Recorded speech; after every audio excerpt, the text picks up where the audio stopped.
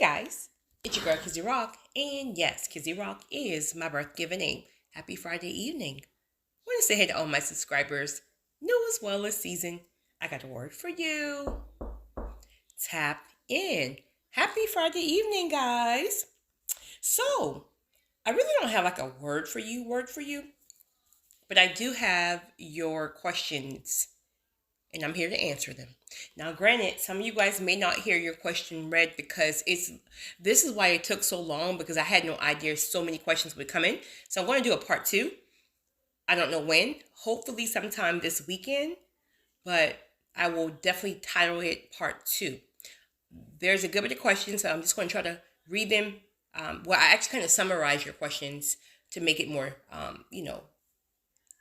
time effective, and then I'll just answer them.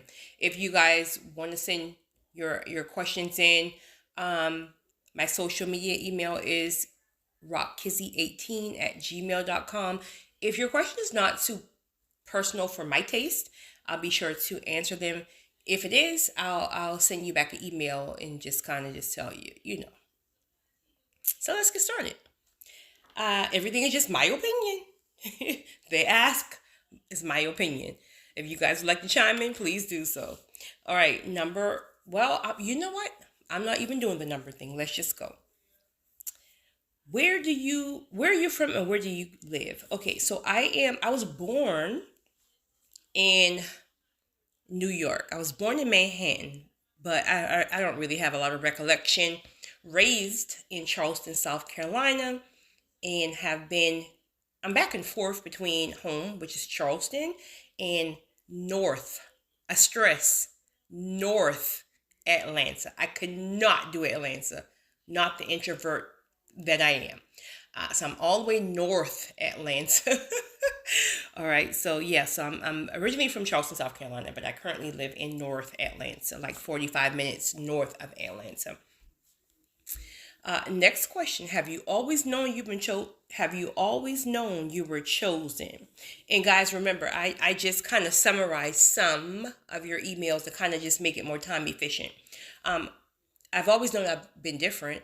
I wasn't able to articulate the word chosen, but absolutely, I've always known I was different ever since I can remember being maybe 4 or 5 years old, just being very different from the children in the classroom, right? They kind of were just more or less doing what children do, like monkey bars and recess. And I'm just kind of like in my own head, locked in on the outcast, locked in on the child that's being bullied, wanting to help and save everybody. So I've always known I was different, but I would not be able to articulate that I was chosen. But now I know. Next question. What is your deal breakers in relationships or marriage? We all have them. I think most people do have. I think is crucial for people to have deal breakers. Um, mm, I probably have a couple of them. First and foremost, he has to be a believer, right? Listen, if you're not a believer, it is what it is. I'm not here to like criticize or just kind of like beat you over the head with the Bible, right? I'm not doing that. But and again, let me stress, it doesn't mean religion, or it doesn't mean churchy, holy, where it's just church 7 days a week and just everything is done. No, he has a relationship with God. He loves God. He fears God, and he's trying every day to just be the best that he can be on along this journey. First and foremost, that definitely that. Next, a deal breaker for me is someone who tried to change me, right? Not polish, if you will, because I think it's great for all of us to have iron sharpen iron and polish in certain areas. But I'm talking about those people who try to change your entire identity. It's like they meet you for who you are, and then they mess around, catch feelings, fall in love. Now they want you to just change the entire person that you are for their own, I don't know. That's definitely a deal breaker for me, because I've done that once. And what I realize is when you change yourself, you lose yourself. When you lose yourself, you lose your way, and you do not, you're not able to be led to your purpose. So that's a deal breaker. please don't try to change me. I'm willing to compromise. But not trying to change me as a person. That's a deal breaker. I think that's probably the two that I can think about right now. If I think about anything else, I probably tied in maybe in the next recording. Uh, Next thing, what is your biggest regret? You know, I'm one of those people, if I'm honest with you, I don't have a lot of regrets in life. Like, you know how people feel like, I regretted dating this person this long. I regretted this and I regretted that. I am one of those people who feel like, if you really think about it, every single thing that you did, every single thing that you've experienced, every wrong, every this, every that, ultimately, it literally molded you into the person who you are today. It's almost like everything created like a notch on the belt. So if you're a person who struggles with regretting certain things, like just ask God to forgive you. You know, if you've done anything that's like is haunting you, like maybe you cheated on your partner and it ended up in divorce, and you're just still holding on to that thing. Just ask God to forgive you, because he does. Then forgive yourself, but then realize that every single thing that you've done literally shapes and molds you for where you're going. So now when God sends you that new person, that new wife or new husband or whatever, like, listen, you're a better person because of what you learned. So I don't regret anything. The one thing that I will definitely say that I wish I had really not spend so much time on was trying to change people. Oh my. So if I had to come up with a regret, it would be that. Because I remember how much time I've wasted on just either people saying that they wanted help, or they just wanted like direction, or even the ones who didn't even say it, but I saw potential in them. And then it's like, we got to be very careful with wasting our time and watering dead grass, thinking we're going to change people. How hard is it for you to change yourself? So if it's difficult for you to change yourself, you're not going to change anybody else. So I think that would be it. Just the amount of time I've wasted, the headaches that I've received, the stress of just trying to change people and make them see what I see.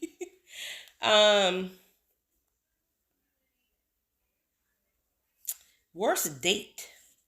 Actually, I have a whole recording on that. It's probably like, it's somewhere in those files. You would have to dig like probably through 100 recordings.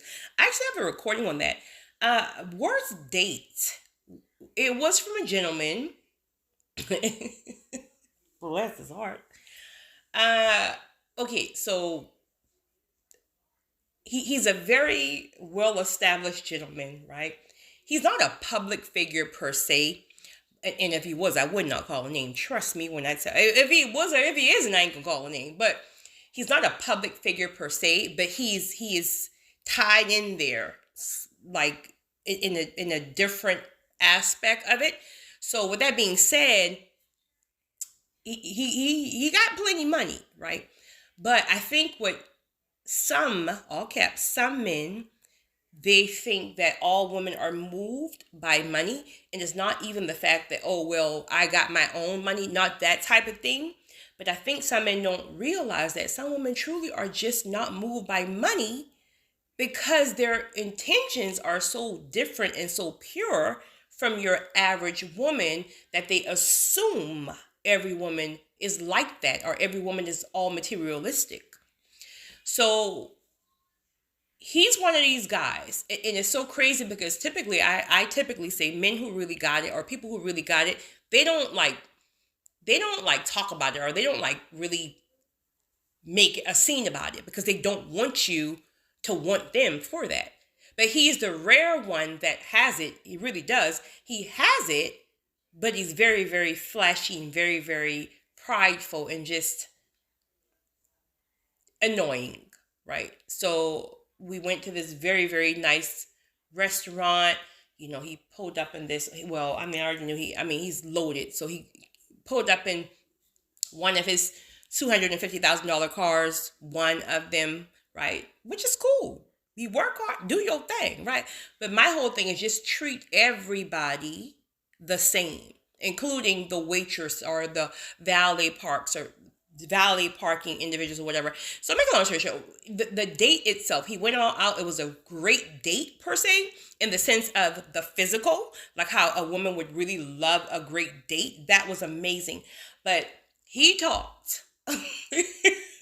He talked about his money and about everything that he has. And again, he has it. I know this, right? Probably 98% of the date.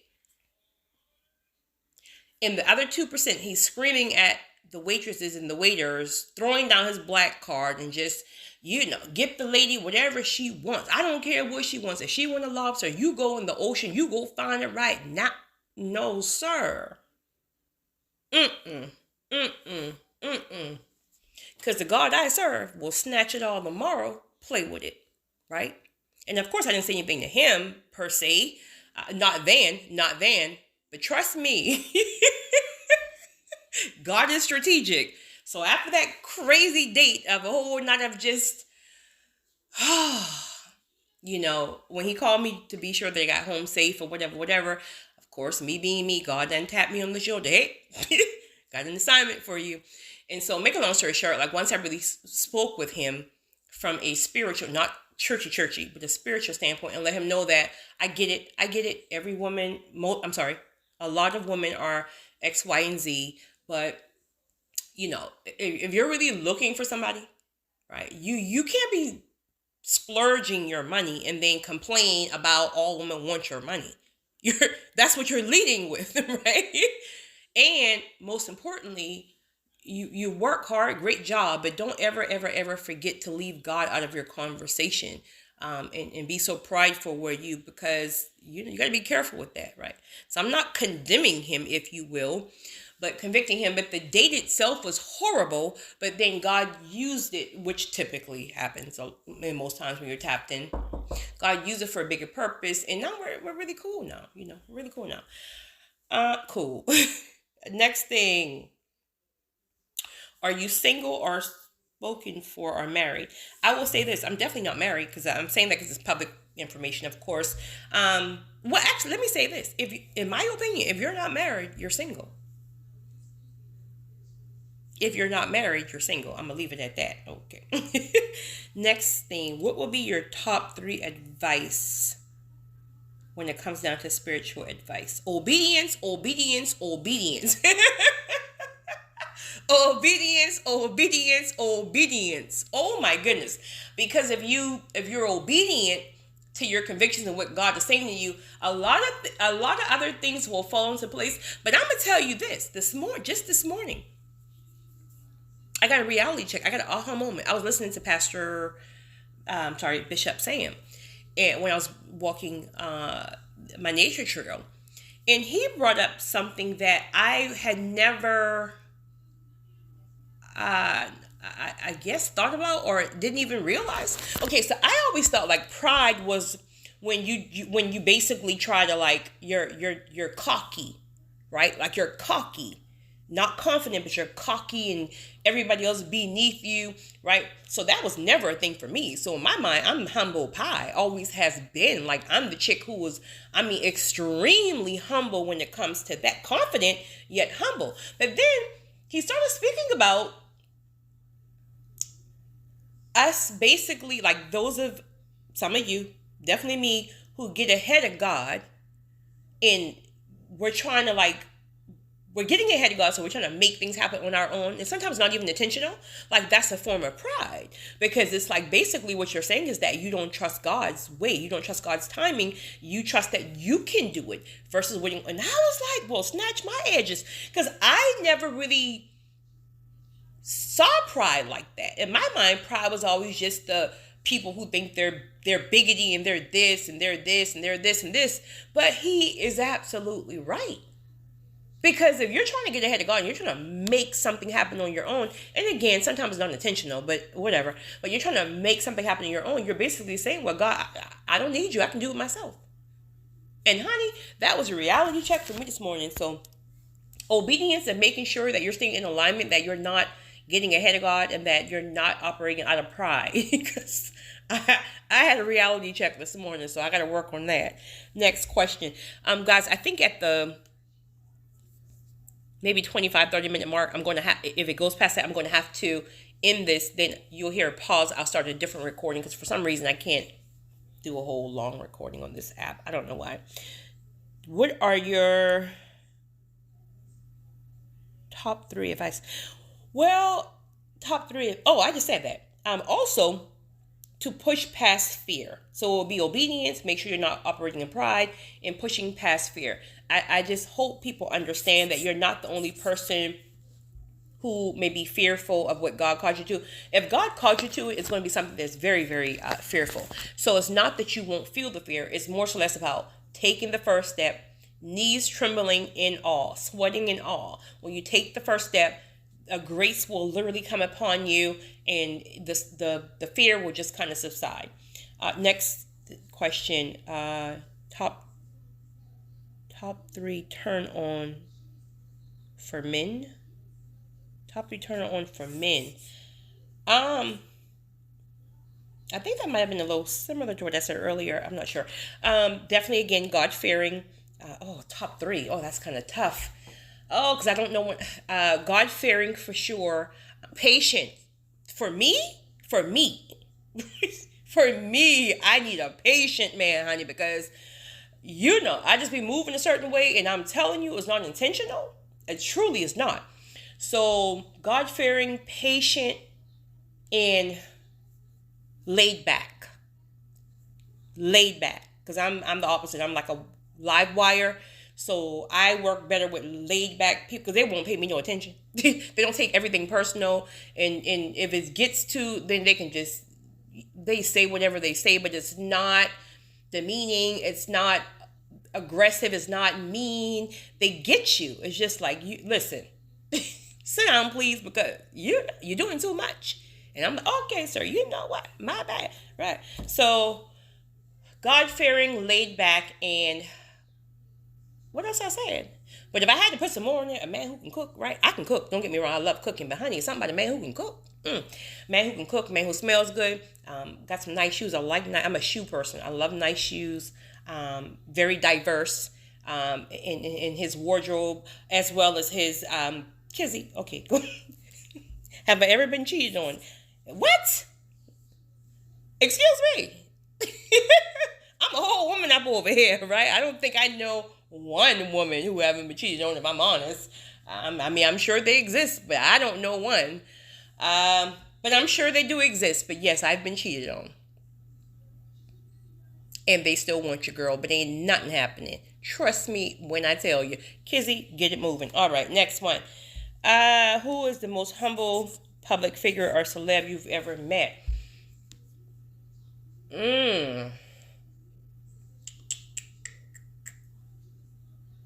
That would be a toss-up between, and I'm talking about like authentic humbleness, right? Not like just putting a front on to act humble. I'm talking about what I feel and what I know in the spiritual realm.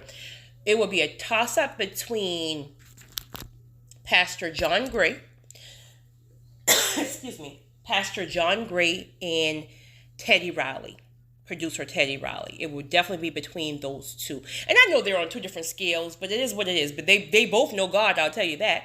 So between those two, definitely. And I know Pastor John Gray has a controversy. I'm not speaking about that.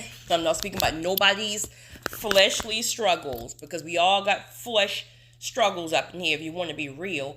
But yeah. All right. Next question. What are your thoughts on? I laughed when I saw this earlier. What are your thoughts on sleeping with someone on the first night? I read Steve Harvey's book as well as some other men's advice, and I really don't think it's true. I waited 6 months to sleep with someone, and he left me 1 week after it happened. So I think sometimes men will play the part just to get what they want. Well, okay, so we're going to keep it spiritual really quickly, right? And even religious for some folks, I guess. We shouldn't be sleeping with nobody, right? Okay, let's set that aside for a second. But I just want to say that, I don't want no emails. We shouldn't be sleeping with anybody if we're not, married. But I will also agree with you there. I think that some, all caps, some men can play the part. Especially if you tell them, well, I'm going to wait for 3 months, I'm going to wait for 6 months. They're going to play that part if they want you bad enough. On the flip side, I've known situations where it got popping really quickly and it lasts for a long time, even engagements slash weddings, right? So I think it's I don't think it's, I do think that sex or intimacy definitely, without a doubt, confuses a lot of things, and there's a lot of emotions and things that get tied up in there where you need to be really concentrating on one thing, somebody's character, somebody's this, somebody's that, and really like pay attention to red flags. But once that flesh gets involved, everything is all misconstrued. And so now the things that you really should be focusing on is now about why you didn't answer your phone. You cheating on me? All that foolishness, right? All that stuff gets involved. And then before you know it, you're beefing and tit for tat about fleshly things, and everything else just kind of just goes haywire. But if I had to just give an overall opinion, I really don't think it matters. Aside of not doing it for spiritual reasons, I really don't think it matters, because you really don't even know a person in 3 or 6 months. They're still playing a character for 3 to 6 months, so it is what it is. Just put it down. That's all. Put it on him, says he ain't going nowhere. Okay, Lord, please forgive me. All right, next thing. Do you have any insecurities? Man, honestly, if I'm, Lord, please forgive me for that, because I'm convicted big time right now. Okay.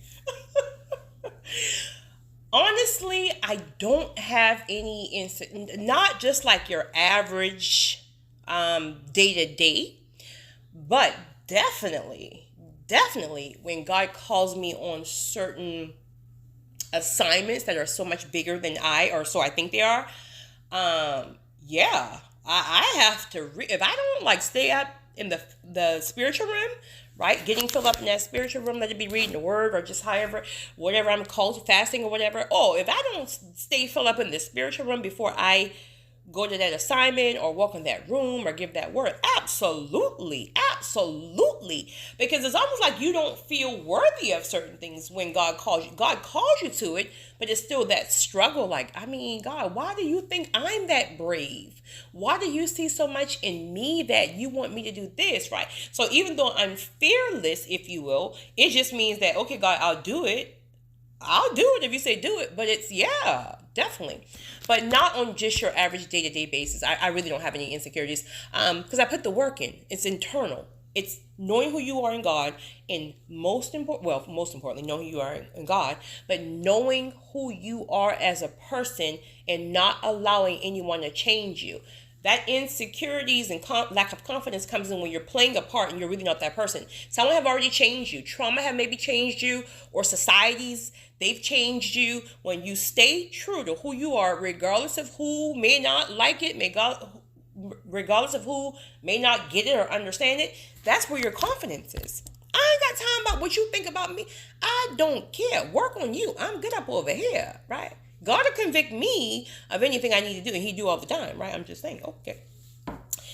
What is your ideal best first, this came from a gentleman.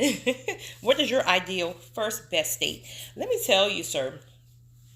Okay, speaking in general here, if you've been following me, then you know I'm a person I love. People think I'm insane, right? Some of you guys get it, but I love rain. I love rain. Seriously, right?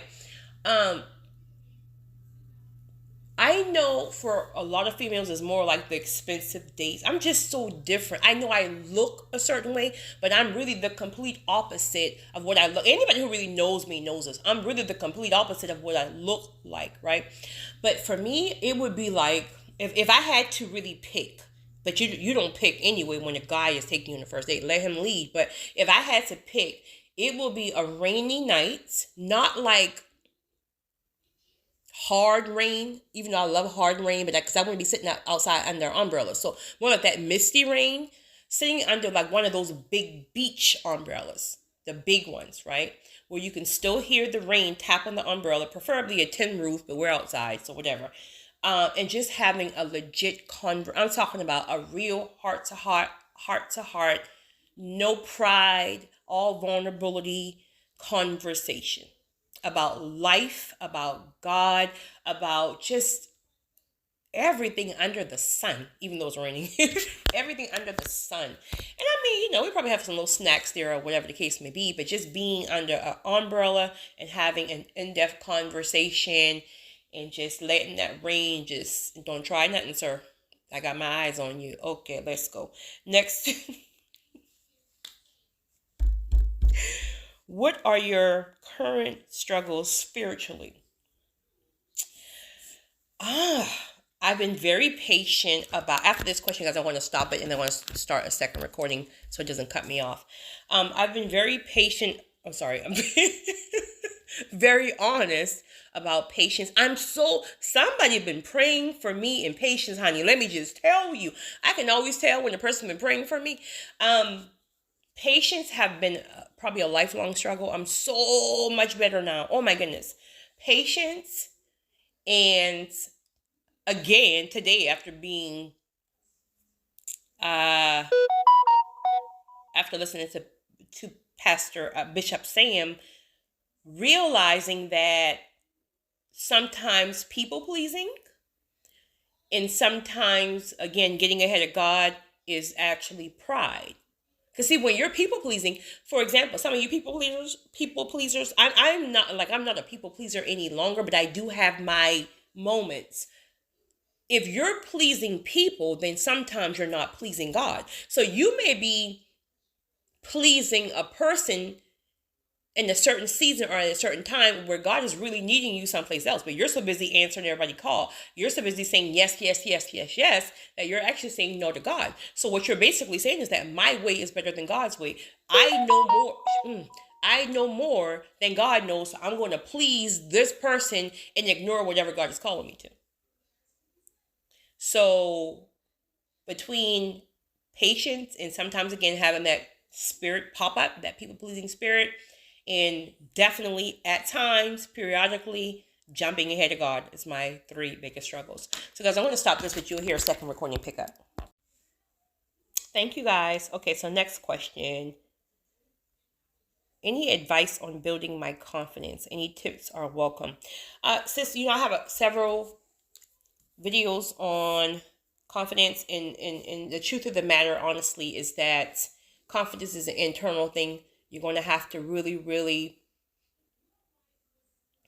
get with God and just really connect with God, a relationship with God, to really start building it. Confidence is internal. It starts internal and then it exudes externally. This is why you can look at a person who appears to be confident in their attire or whatever, but you know it ain't, it's all a facade. It's internal. So that would be my advice, is to make sure you're tapping into your purpose and your calling, because when you're tapping into purpose and your calling, nobody can do that thing about you.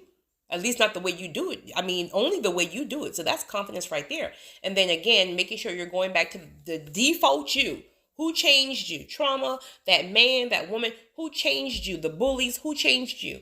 And getting back to your original self, even when some people in society may not agree with it. It is what it is.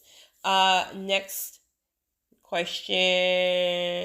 How do I turn men down easy? I typically meet a lot of men who are not, quote unquote, my type. Some of these men are not even spiritually awakened. How do I turn men down easily? I think first and foremost, respect. I think a lot of women, they tend to, just because they're not like into somebody or whatever, they're still gonna be like just very disrespectful and very snobby and just kind of like just being all bougie, right? That's just not me. I'll say that. That ain't my thing. I think still smiling, still having an authentic conversation, right? But just knowing in the back of your mind, ain't nothing happening to her, right? But still being very, very respectful, not wasting time, if you will, per se, like sitting there like an hour trying to talk to somebody that nothing is going anywhere. But no, just very respectful. I'm first of all, thank you for the compliment. I'm not available, but if I was, you're not. holla at your girl. But I'm not available. And that doesn't mean you have a man. That just means you're not available, period. Maybe you're not emotionally available. You're not available to him. You're just not available. But keep it very, very respectful, in my opinion. What is your favorite perfume as well as cologne for men?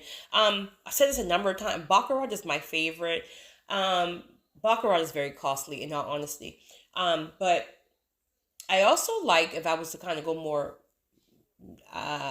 lesser value, I guess, if you will. I like Juicy Couture. I still like the first Juicy Couture. I like. I like. Oh, I also have Versace Blue. I like the Versace Blue. For men, and I'm the kind of girl, I like what I like. So you're not going to see me with like 1,000 different things. I like what I like, and you'll see probably multiple of those, or even like maybe a couple of other things. But you won't see me with like a shelf of 1,000 perfumes just because they all have name brand. I'm just not that chick. I like what I like, and I'm going to stick with what I like. For men, Baccarat, because Baccarat is unisex. Baccarat as well, but listen, Curve, I've always said this, that not Curve, but Curve is definitely on the list. But Chrome, the first Chrome, and that, I think that silver box, Chrome Azzurro or Chrome Legend, one of them, right? Before they went and messed with it. I don't know why they don't leave it well enough alone. But Chrome, oh my goodness, honey. Chrome will have you following somebody out of the elevator, as well as Baccarat. On the lesser end, I love Curve. I think Curve is very timeless. That's all I can think about right now. Next.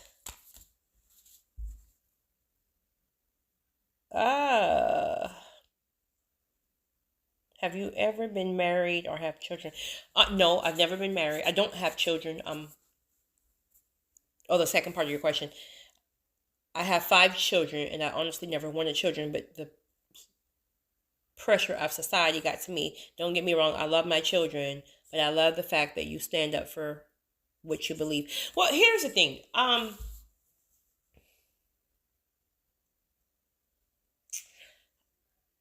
don't know. I've just always been graced again to not really fit in with the narrative of what society says or whatever, and I've just always been tapped in to knowing how God uses me, if it's different, if somebody agrees, if they don't agree, etc., etc.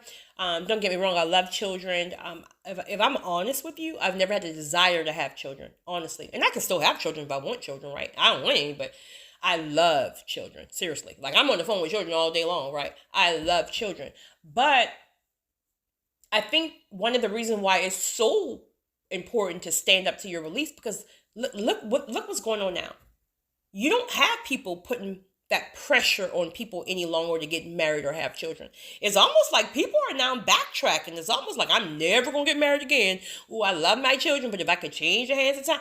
Like, people are now really coming into this place where it's like they're just really want to be tapped into purpose and calling. And not everybody. I mean, some people still have that to the forefront of their lives. Don't get it twisted. But you have a lot of people now who are men and women who feel like they're never going to get married. It's not a desire for them. It's not, and children is not a must. Even men are saying this now. So the point I'm trying to make is, think about if everyone would just go with what society says years and years ago, and now you're stuck with this marriage or whatever. Now everybody else is getting to the point where it's like, listen, I wish I would have such and such. So you have your children, and like you said, you love them now, and truth of the matter is they're part of your journey, and it is what it is. But no, I've turned down 2 proposals, as I stated before, great guys, but just wasn't the season for it. I'm definitely not against marriage or children, but I've just never had that desire. I mean, that can change tomorrow. God changes our desires, but I do know God uses me very, very, very non-traditionally, but it's very fulfilling, right? Very fulfilling. I think, honestly, in my opinion, marriage should be an addition, not a completion, right? 2 whole individuals who are tapping into purpose, right? To heal, not perfect, but to heal individuals who come together, do life together, do purpose together. I think that's absolutely amazing. But you just have to know where God have you at in what season, and be fluid enough to know that can change tomorrow. Have I ever dated a woman? Let me.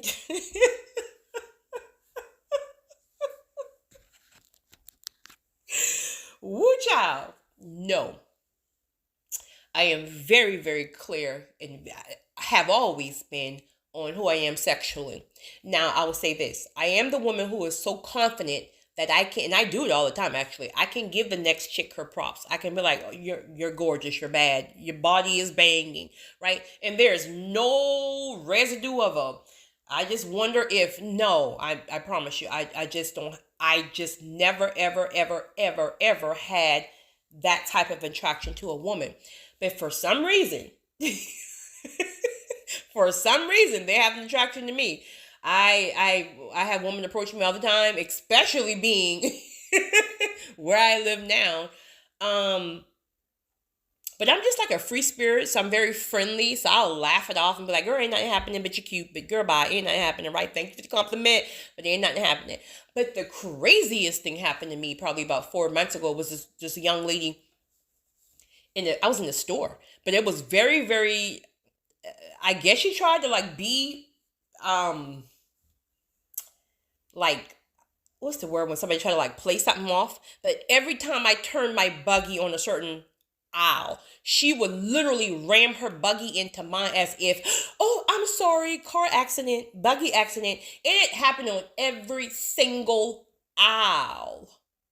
Every single aisle.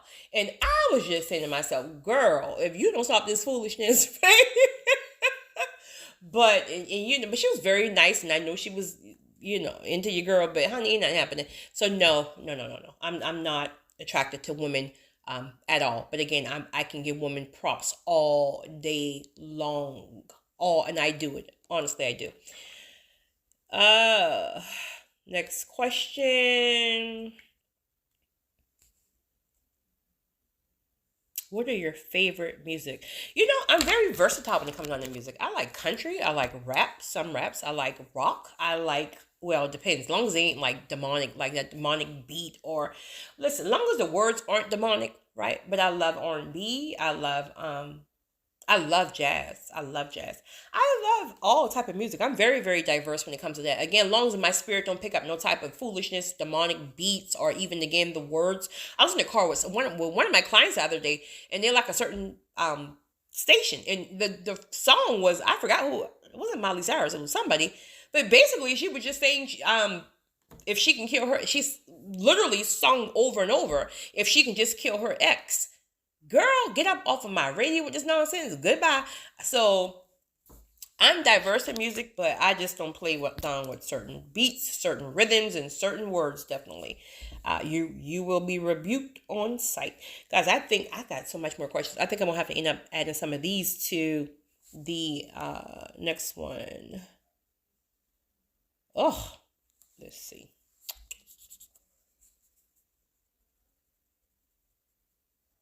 Have you ever dated outside your race? I have dated outside my race. Actually, once in high school, and once in high school, and twice dated, right? Dated. Dating is dating, right? Dating doesn't always mean like something very, very serious, right? But I have. Um, I'm definitely not opposed to dating outside my race. I prefer black men. I'll say that. I prefer black men, but I'm definitely not opposed to dating outside my race. Um, one thing about what is one thing about artists and public figures that most people who are not connected to them will not and do not recognize? Uh, I think some people will have a very, very difficult time separating the person from real life. It's almost like when you see a person on stage, or you see a person on, uh, well, stage. Well, they're all stages. See a person on stage, you typically think like that's the person off of stage. You think like they have all that confidence. You think like they have all this all the time. That's their job. That's why they're called performers. They're performing for you. So I think that And I think that's why when people are out, like they want to take pictures and they just like the public figure may get annoyed, and then people feel like, well, that's your job. And I get that side of it too, but I mean, they're performing for you in that moment, but on their downtime, they're like a completely different person. And I think that's also a struggle for many artists because it's like if they're not tapped in spiritually, that stuff will mess you up because it's like one day they love you, the next day they don't. If there's something bad about you in the media, they all start to believe the media, and then they turn against you, and then a year later they love you again. Like that stuff will mess you up. So a lot of celebrities and a lot of public figures deal with like confidence and self-esteem issues because it's like the people, the fans are like loving them for, I dropped my highlighter. The fans are like loving them for like the person on, the stage. And when they come off the stage, it's like, well, how do I measure up to that? Because I'm not walking around here with, glitz and glamour all day, every day, right? So I think I would say that. What is the hardest thing about my job? The hardest thing about my job, I love my job. I love my career. I'm called to my career. So anytime you're called to something, of course, there's grace to cover you in the area. I think the most difficult thing would be trying to get people, trying to get staff to honor it the way I do. But that's almost like probably almost never, because it's like they didn't put the work in for it. They didn't go through what you had to go through. So it's almost like, but I think it would be that trying to really get people to understand, like God blessed you with the opportunity. So see that thing as a blessing versus the job, right? Versus crying behind it when you lose it. So I think that sometimes just dealing with the people, but the job itself, I love my job. Of course it's the sacrifice, because there's times when if I have staff who don't show, I don't care where I am. I don't care where I am. I got to show, and I will show. You no longer happy? You're dismissed. I'm coming to work. Period. If I got to get back in the mud, period. Right? So, but yeah, I'm one of those people who are blessed to really be in the field where you actually love, because I know a lot of people are struggling because they are in a job that they hate. I've always loved healthcare. I think I'm going to do two more, and then I'm just going to put the rest of them with the recording on tomorrow or Sunday. What are your thoughts on dating younger men? I'm laughing because I probably had like 5 emails just in this week about that. Here's the thing. We all have a preference. Like you have some men who like younger women. Contrary to most belief, all men don't like extremely young women. All men don't like extremely young women. Some men have just too much to lose for that mindset. I'm not saying that all young people are, some men need somebody with some wisdom and some intelligence because they got a whole machine that needs to be ran. I personally, I like mature men. Just personally, not saying I'm opposed to younger men, right? Yeah, I had 122 trying to holler at your girl the other day. And let me just tell you, honey, I had to repent not repent, but I had to rebuke him on sight because, sir, I ain't got time. I'm not buying no PlayStations. I'm not buying no Jordans. You're not busting my car windows. You're not flattening my tires because I can't answer my phone because I'm working. I ain't got time for the nonsense, sir. I need somebody with some bad knees.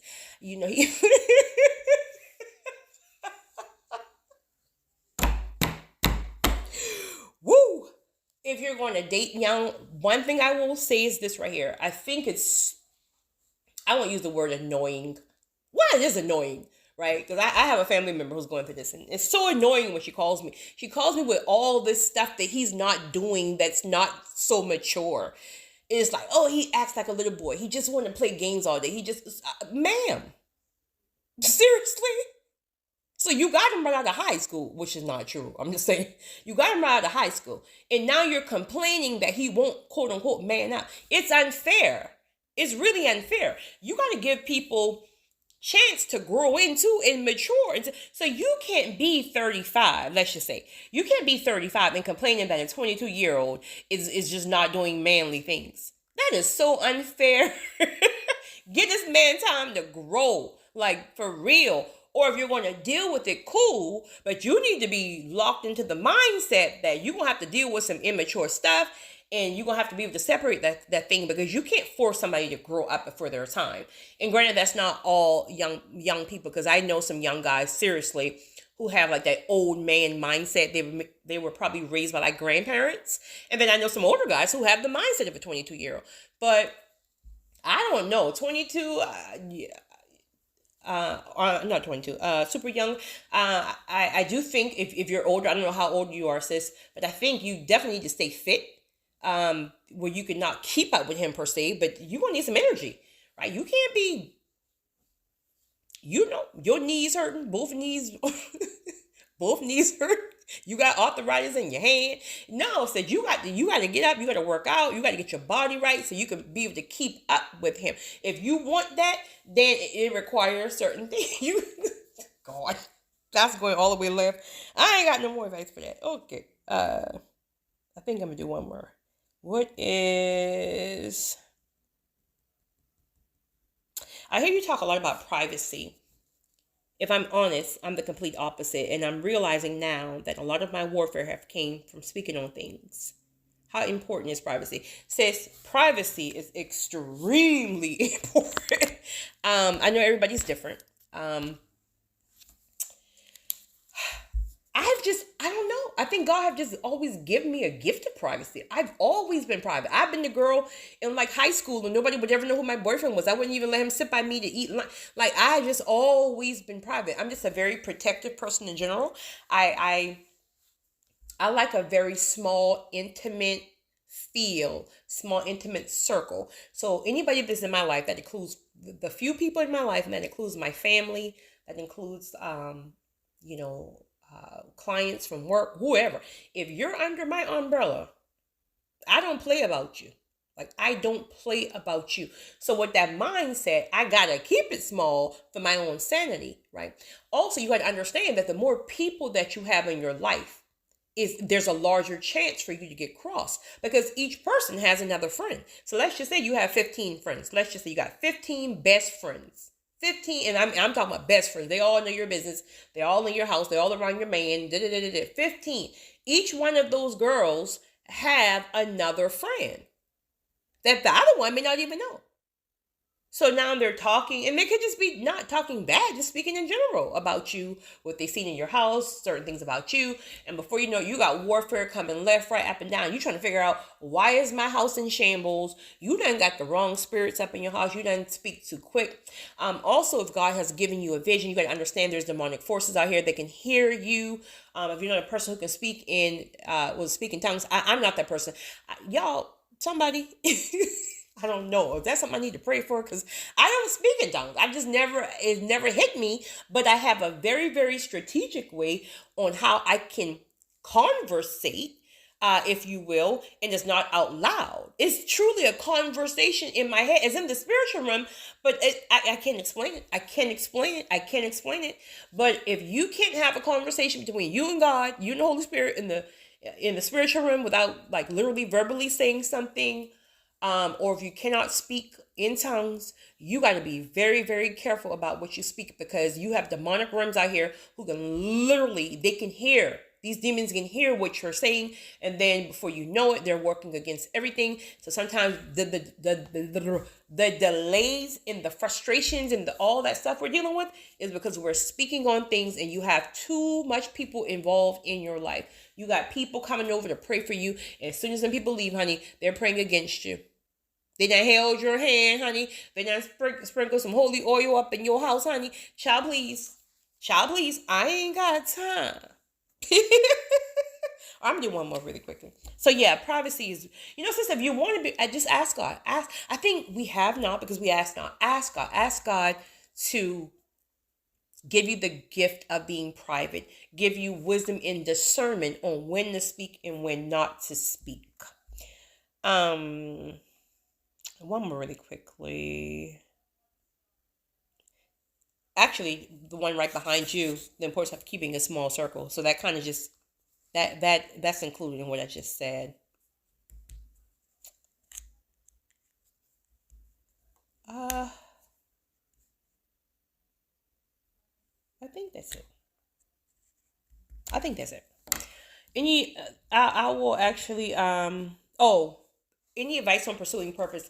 I think people tend to look for the final the finished product, right? So it's like you're seeking the lights, camera, and action. You're seeking the big thing. So you think that you're just going to pray for purpose one day, like, God, can you please reveal my purpose? But you're seeking the big picture. I've done that probably 15 years ago when God showed me bits and pieces of my purpose, and now I'm just now walking in this thing 15 years later. But I think the most important thing you can do is pay attention to what God is asking you to do today, in the moment. If you're at the gas station and God tells you to, hey, go, that person, I don't know, on pump 7 looks really sad, and then whatever, just go give them a word of encouragement, right? And you're like, I ain't got time for that, right? Go do. Obedience is so crucial. So when you start to do the small things that God is, not just an example, but when you start to do the small things that God is requiring you to do, then you give God chance to start revealing more and more to you, right? Purpose is constantly evolving. But I do believe that our purpose typically is always like kind of centered around the way God uses us, but then we're called to different things in different seasons. But your purpose typically stays the same in the sense of, okay, what is your purpose? Is it pouring into people?